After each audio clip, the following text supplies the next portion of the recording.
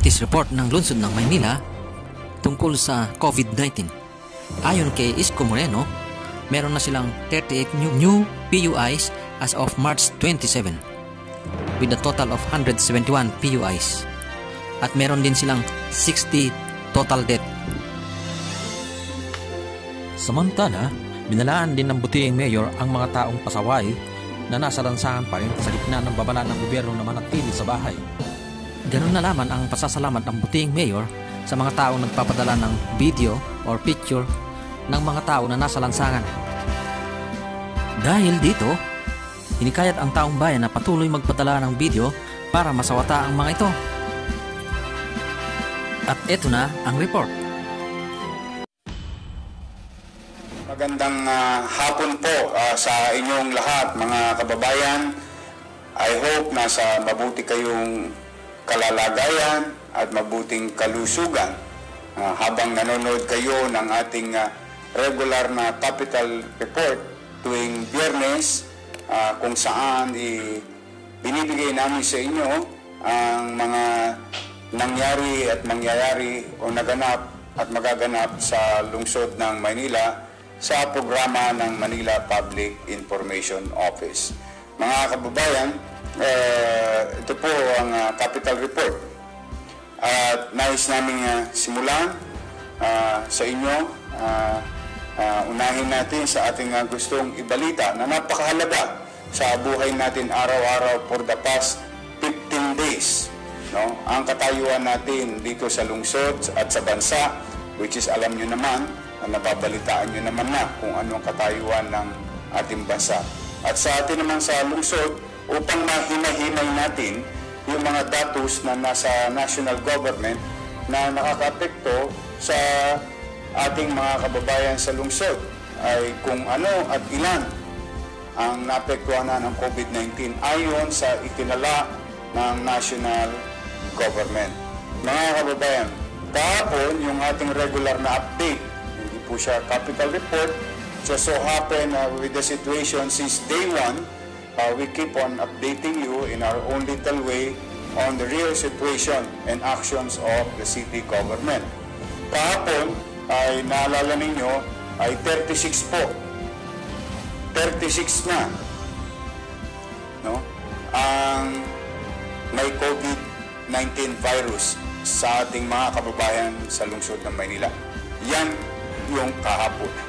At naalala ninyo, talagang patuloy ako nananawagan na manatili kayo sa inyong bahay sapagkat ninanais kong ipaalala sa inyo ang kahalagahan ng sitwasyon at bigat ng sitwasyon, mga kababayan.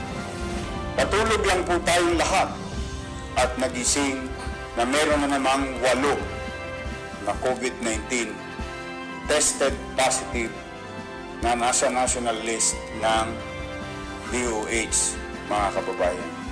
44 na po sa lungsod ng Maynila. Yung bagong 8 ay nasa kani-kaniyang pribadong ospital at pampublikong ospital. At nakalulungkot nang sabihin sa inyo, 44 na ho halos ang ating nag-positive sa ating lugar dito sa lungsod ng Maynila. Sumunod, kahapon 144 po ang PUI o may mga sintomas ng COVID-19, no? At ngayong araw na ito, mga kababayan, wagan ng pamahalang lokal at nasyonal. 38 ang bagong PUI. 6 na po ang namatay. Nakikiramay po kami. 3 po newly recovered PUIs. 2 po turn positive. Ang total na PUI natin ay 171 na po sa lungsod ng Maynila. So mga kababayan, kaya nakita ninyo kahapon may inireport sa amin. May nagiinuman pa sa kalsada, nakahubad. sa Tondo, sa Mayangko. Mga kababayan na mga may sense of responsibility, thank you very much for your pictures and video. Keep on sending us pictures and videos of your neighbors who continue to violate, who continue to disregard the gravity of the situation. Yung bang binabaliwala ang ating pamayanang ating kinabibilangan. Maging vigilant kayo. Thank you sa lahat ng mga kababayan ko sa lungsod ng Maynila. Ngayon po, videoan nyo sila, picturean nyo sila. We will go to their respective houses. We will do such disciplinary measures for them. Kaya po, hinihikayat ko kayo ngayon, ipadala nyo sa amin ang mga litrato na nagpa-party, nagiinuman sa kalsada, tumatambay sa kalsada. Mga taong walang pakialam sa kanilang buhay, bagamat sila'y pinagmamalasakitan ng pamahalang lungsod. Ibigay niyo po sa amin, katulad ng ginawa ng isang netizen kapon. At para sa kaalaman ninyo, dinisiplina na po yung mga taong naglalasing kahapon. We did what is necessary. We did what we have to do. And we will do it every day. Because mga kababayan, 38 at 8, hindi ba kayo nababahala? Alam kong halos 98% ng Maynila nababahala. Yung mga 2% na yan, mga pasaway, mga pasakit sa lipunan. Kakastiguhin namin sila, mga kababayan. Huwag kayong mag-alala. Alam ko marami sa inyo nag-aalala sa inyong kalusugan, kaligtasan. Yun ang poproteksyonan namin. Yun ang sinumpang kong tungkulin. Ang pangalagaan ang bawat isang Manileño. At ang maglalagay sa inyo sa kapahamakan, katulad ng mga talipandas na ito, mga talongges na ito, kakastiguhin namin sila, mga kababayan. Binabaliwala nila ang inyong kalusugan, binabaliwala nila ang inyong kaligtasan, hindi po natin sila papayagan. Lumalago sa Maynila. Lumalago.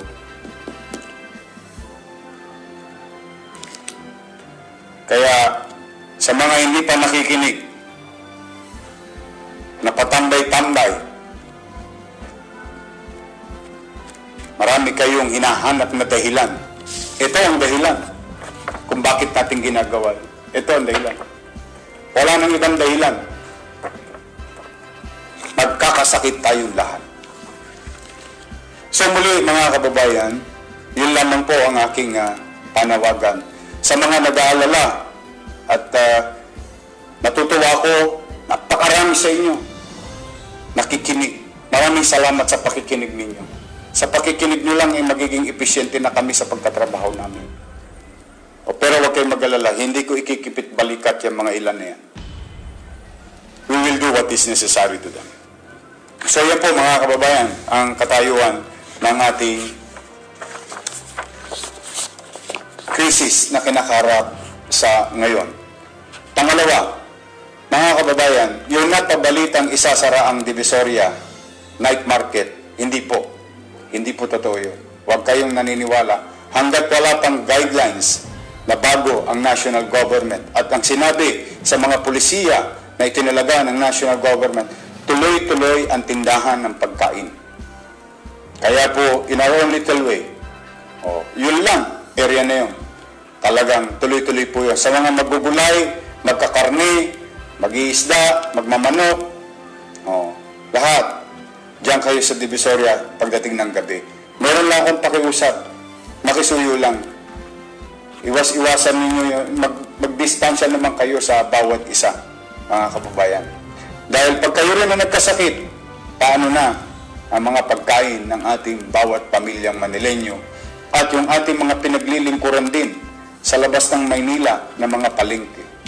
Tuloy po ang ating palengke, tuloy po ang supply ng gulay, bigas, karne at isda sa lungsod ng Maynila. Wait until further notice. As of today, tuloy-tuloy lang po yan, mga kababayan.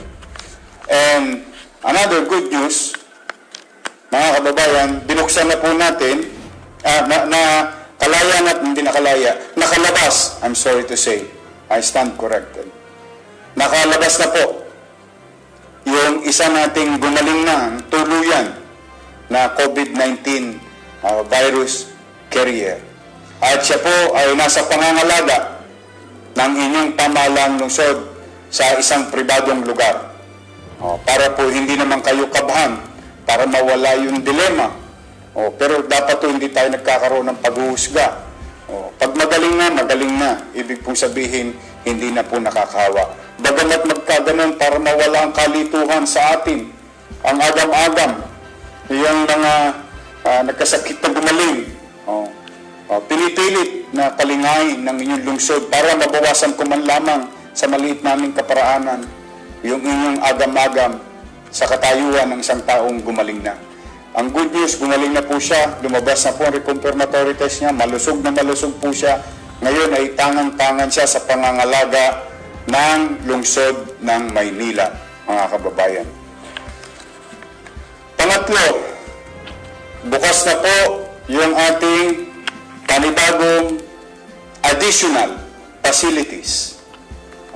Dahil ayokong habulin tayo ni COVID. Humabol kay COVID. Siya ang humabol sa atin. We'll go further. We'll go ahead of the situation. We will try. Kung makikita niyo po sa inyong screen, ayan po yung left wing ng ating bagong tayong MIDCC o Manila Infectious Disease Control Center, kung nasaan nandoon ang mga PUIs at nandoon ang mga COVID-19 virus carrier na tagalungsod ng Maynila. Yan po, mga kababayan. Patuloy po, hindi po tayo tumigil. Maraming salamat po kay Engineer Andres, kay Dr. Padilla. Now, mga kababayan, ngayon po, lumalaki ang pasilidad natin at may sapat namang ekwipo sa ating pasilidad. Meron po akong panawagan, mga kababayan. Baka lang po, sa lahat ng nanonood ng nurse, sa buong Metro Manila, o sa Maynila, for that matter, those who wanted to volunteer, for now, please, humingi kami ng tulong sa inyo, sa mga nurse o doktor. Dahil po, pinalalaki pa namin ng pinalalaki bago pa lumaki ng tuluyan at lumaki rin ang demand ng espasyo at pasilidad ng mga maapektuhan ng COVID-19 patients. Ayan po, sa isang simpleng seremonya, binuksan ulit yung left wing. So in a matter of 2 weeks, meron na po tayong halos humigit kumulang 30 kwarto na maaaring kumalinga sa ating mga kababayang may sakit dala ng COVID-19 virus. Ngayon, ang panawagan ko na lang sa mga nurse na nanonood, if you want to do good things for your fellow citizen, I'm calling your attention, buong kababaang loob, those who wanted to volunteer, we need you. We need to propel, we need to support. We want these facilities to be as efficient as possible with regard to logistics or human resources. At alam ko po, ang hinihingi kong panawagan sa inyo ay delikado. Talagang hazardous. But, buti nang nagsasabi ng tapat. Kakailanganin namin ng tulong nyo. Meron na tayong pasilidad. at inahanda na rin natin ang iba pang mga pasilidad. Kung sakasakaling may talagang mga ilang matitigas pa ang ulo at sila ay nakahawa sa kanilang mga mahal sa buhay pag uwi nila sa bahay, ay naghahanda pa ho tayo ng mga kwarto at pasilidad sa lungsod ng Maynila, mga kababayan. So, pangapat, sa mga e-trike drivers, expired na yung kontrata ninyo. Tayo naman, pag na kayo mag-alala sa mga e-trike drivers, share this to your fellow e-trike drivers. We will continue to hire you.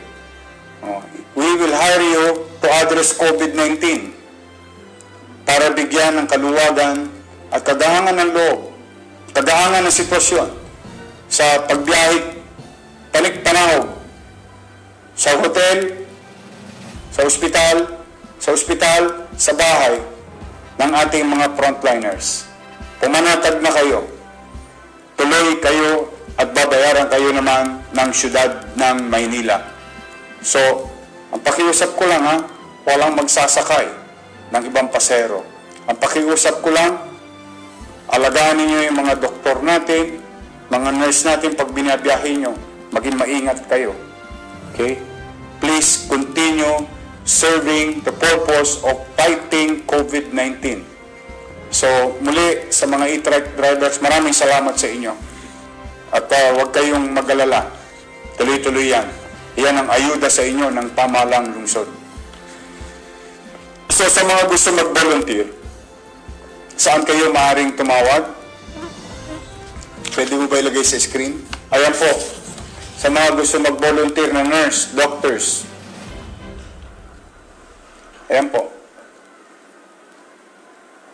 At makipag-ugnayan lang kayo sa Manila Health Department o kay Dr. Padilla na direktor ng Ospital ng Santa Ana. Okay, mga kababayan. Today, we are going to deliver, and we did deliver, 10,664 food boxes. Kagabi, the whole day, tinapos natin 31,869 families. Morning, afternoon, evening, madaling araw, we will not stop. We will be there as soon as possible time. Today, 10,664 ang ating pong dideliveran sa araw na ito. Ulitin ko po, ganito po ang sitwasyon para po lang maliwanag. The other day, yesterday, may isang area dahil delayed po yung supply at meron tayong stock, niripak ko na lang ho. Kaya huwag niyong itatampo, Bakit ang natanggap nyo ay plastic bag at yung iba naman ay karton? Kasi inisip po namin, within that particular night, decided, sayang yung oras ng paghihintay. So, we pack all these things in a plastic bag and deliver it to you. Kaya, wag naman po ninyong ipagtampo. Pareho lang po ang laman yan, bigas at dilata. We will try to reach as many as possible. Now, this is our 5th day. At naka 87,296 na po tayong pamilya sa lungsod ng Maynila na walang binabiolate. Na social distancing at quarantine, mga kababayan. Dahil dinideliver mismo sa inyong mga pintuan. At sa awa naman ng Diyos, natapos na tayo sa Parola District 3, Parola District 1, Isla Puting Bato, 101, 128, 129. Ang natitira na lang po sa ating west side, yung mga mahirap nating mga kababayan talagang sobrang hirap, ay yung 105 na inaayos pa ang listahan at yung Baseco at inaayos pa rin nila ang listahan at ang port area or Intramuros area. Yan pong bahagi na yan Yan po'y marami po talaga dyan, hirap na hirap. At susunod na po ang portion ng Santa Ana. Basta po maraming mga area. Basta po, I swear to God, we'll be there. We'll do it. Wala kaming tigil na isiping gabi, tanghali, madaling araw. No? Tuloy-tuloy po tayo. So today, 10,664 ang ating nadeliveran at madideliveran. Sa mga nag-volunteer, sa mga barangay chairman, sa mga tanod, kagawad, secretary, treasurer, XO, at mga volunteers sa Bexi ng Maynila na nagripa, mga staff namin, maraming salamat sa inyo. Alam kong pagod na kayo. At para sa kaalaman nyo mga kababayan, kahapon po may nasawi na sa linya namin. Siguro sa sobrang pagod, nawalan kami ng isang tao namin sa DPS. Muli, ako'y taus-pusong nakikiramay. Akalungkot man. Pero ganyan talaga ang trabaho sa public service. We have to pay the price. People are expecting, umaasa ang taong bayan sa atin. Mga kasamahan kong kawani, tao ng pamahalang lungsod ng Maynila. Ang tao, umaasa sa atin. This is the time for us to show what is real public service. I encourage each and every one of you to do extra step, create extra mile, to reach as many people as possible as part of the city government. So, nakikiramay po kami. So now, 87,296 sa loob po ng 5 araw. Ang isa na lang ang hamon sa atin, na-perfect na natin yung delivery, na-perfect na yung mga listahan, may mga ilang pang chairman na hindi nagpapadala ng lista, pero na-perfect na natin yung proseso. Isa na lang po ang hindi na-perfect, yung supply. At ang garanti ako sa inyo, pag dumating, larga. Pagdating, larga. Pagdating, larga. Wala nang kuskus balungos because we already prepared few weeks ago about this. We are just waiting for the supply. So, ang garanti ako mga kababayan, pag may supply, we deliver as soon as possible. Don't worry about the money. We have the money. It's just the supply. We have resources logistically. Thank you, DEPW o City Engineering Office, DPS. They were converted by the city government. Ang syudad ng Manila, kinonvert sila as logistic arms ng ating lungsod. At thank you rin sa DSWD NCR Director, sa DSWD Family and NCR, and DSWD Family in National Government. I hope I'm not asking too much. Please, give us volume. We need to feed a lot of people, especially yung mga wala. Especially yung mga hirap sa buhay. Kaya po kung maalala ninyo, ang una natin binigyan, sino? Jeepney driver, tricycle driver, sidecar boy, pedicab driver. Inuna natin sila kasi sila yung unang tinamaan. First day pa lang, tinamaan na sila. Dahil pag walang biyahe yan, walang chicha yan. So, can you imagine for the past 15 days? So, we need it. We need it. But as we go along, kayo mag-alala mga kababayan. Tuloy-tuloy po yan. May awa ang Diyos. May awa ang Diyos. Okay. Ito naman yung ating pagiging episyente. Paano abutin yung 1.8 million or 1.1 million na 18 pataas? Most likely. Kung ano ang katatayuan ninyo sa kalusugan para nang mabigyan kayo ng agarang responde ng pamahalaang lungsod, agarang tayo ng mga profesional at doktor sa kabila ng telepono, tinatawagan ko po kayo at maraming salamat. Umabot na sa 50,000 Manileños ang sumagot sa ating survey. At meron kaming about 370 plus na sinisihasan, inaalam, pinapalo up, bumubuti ang kalusugan. Para po hindi maklag yung ating ospital, baka naman kasi yung inyong nararamdaman ay flu o regular flu or may mga precondition na o sakit kayo nang nararamdaman talaga dati pa, para makakuha tayo ng payo, makaguide tayo at magamit natin yung ating resources sa mga tamang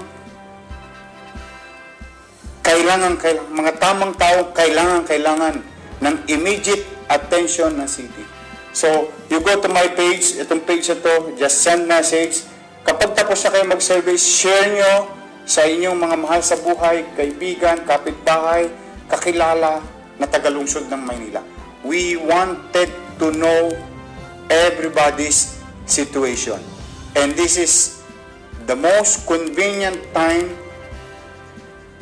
to follow social distancing and to limit human interaction in the field.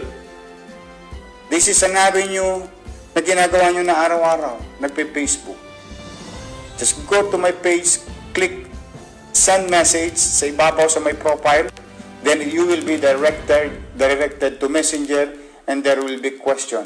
Isa lang rin ang pakisuyo ko, sabihin nyo lang ang totoong sitwasyon. Totoong numero, contact number. Opo, kasi mahalaga yun. Kasi kung pinahalagaan ninyo ang inyong mga mahal sa buhay, mas maagap nating malaman, mas maganda. Mas maagap malaman ng pamahalaan, mas makabubuti sa inyong kalusugan. Mas maagap nating malaman dahil sinabi ninyo ng kusa at tapat, baka mailigtas pa natin ang ating mga mahal sa buhay sa loob ng bahay sa kapahamakan. So, you are not only doing that for you, but also doing it to your loved ones. Hindi mo lang yung ginagawa para sa iyo. Ginagawa mo rin yan sa iyong mga mahal sa buhay. Mga kababayan, sumunod, tayo po ay meron 200,000 at 20,000 na surgical face mask at dumating na po yung ating 200,000 na N95. No? Dumating na po sa atin. Maraming salamat sa puso municipal government, sa Fujian Foreign Affairs. Nagbigay din sila ng 5,000 pieces na N95, 5,000 surgical mask, Bida Nutriscience, 300 cans. Keep it coming, ha. Kung meron pong magdo-donate, no? Cash sa bangko, papakita namin mamaya. Pero we would prefer rice, no? Rice, canned goods, mixed canned goods. Yun lang po. Masaya na po kami. Isang sako, isang lata, 10,000, it doesn't matter. We will pull all those resources. Sa mga nakaluluwag sa buhay, I encourage you, hinihikayat ko po kayo, send it to City Hall. You will be assured makararating yan sa taong bayan. Yan po ang garantiya ko sa inyo. Vida Nutriscience Incorporated, 300 cans of assorted fruit juice. Mr. Wilson Texon, 1,000 coffee roti buns. Bag CB again, 2,000 pieces Nutriban. ABS-CBN Kapamilya, 1,350 soft rolls. 500 food packs. 424 mega sardines. Yan. 400 boxes of mega sardines. Oh, thank you. ABS-CBN. Alex Martos, 200 piece cream. Attorney De Castro, 200 sacks of rice, 200 boxes of mega sardines. Unilever, 300 packs of assorted shampoo, soap, and 300 bottles of Domex. Meat Plus Comisario, 740 packs. Marino Party List, 1,000 packs of Papa King. Mr. Goni Lim, General Manager of B1 Manila Club, 240 sacks of rice. Mr. Mike Kumar of JSM Optical Supply, Quiapo, Tasha Arevalo, Philippine Airlines, care of Ichi Kabayan, 540 pieces goggles, 280 pieces ordinary eye protection, and dark shades. Fly Ace, 40 cases of Good Light, Bihon, 50 cases of Jolly Cow Condensada, 100 cases Jolly Claro Soup, 50 cases Jolly Whole Mushroom, 100 cases Jolly Whole Kernel Corn. Sa mga online donation, ito po, tingnan nyo sa screen.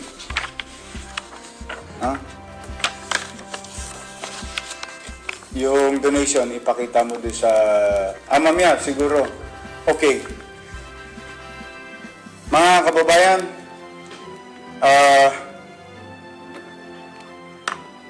let me take this opportunity. Ayan po yung aming account number sa gustong mag-donate ng cash. Ayan po. You can do that.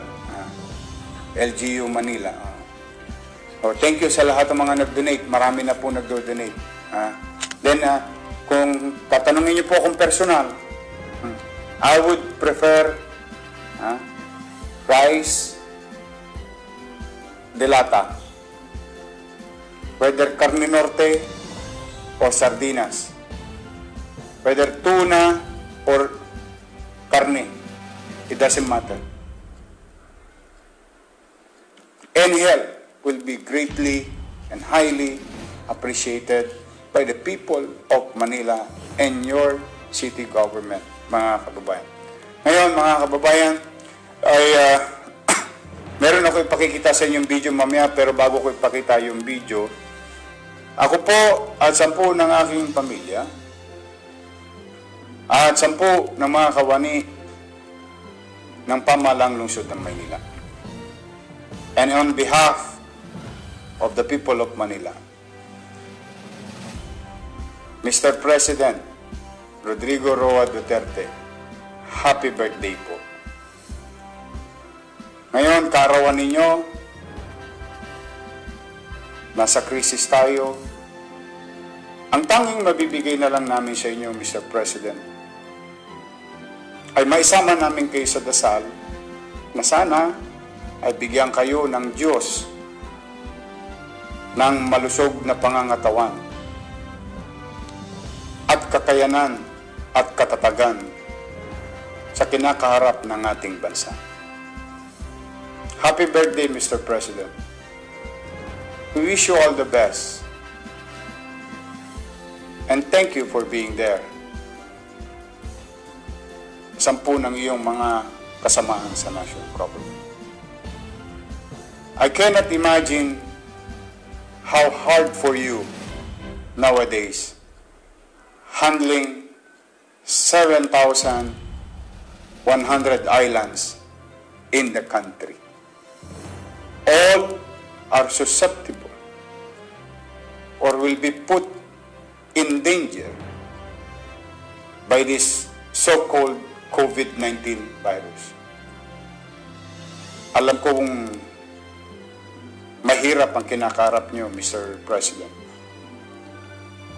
But I know for a fact that one way or another, God gave you that position. The guy from the south, a mayor of 1,630 plus municipalities and cities, became a president. So there must be a reason for you, Mr. President, to be there. And another gift, bukod sa kayo ipinalalangin namin, na maging malusog, matatag, at bigyan ng lawak ng kaisipan sa kinakaharap natin ngayon, ay umasa kayo. Kayo na sa mga national government agencies attached to the office of the President. Through your leadership, Mr. President.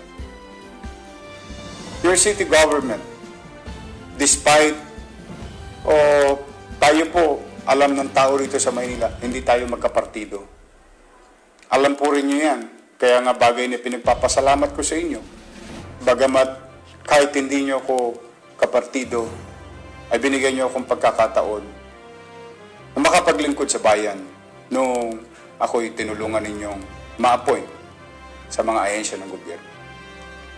Kaya umasa kayo na nakita ko yung intensyon yung maglingkod lang ng tunay. Mahirap ang sitwasyon. Totoo po, Mr. President. We understand you. The least thing that we can do.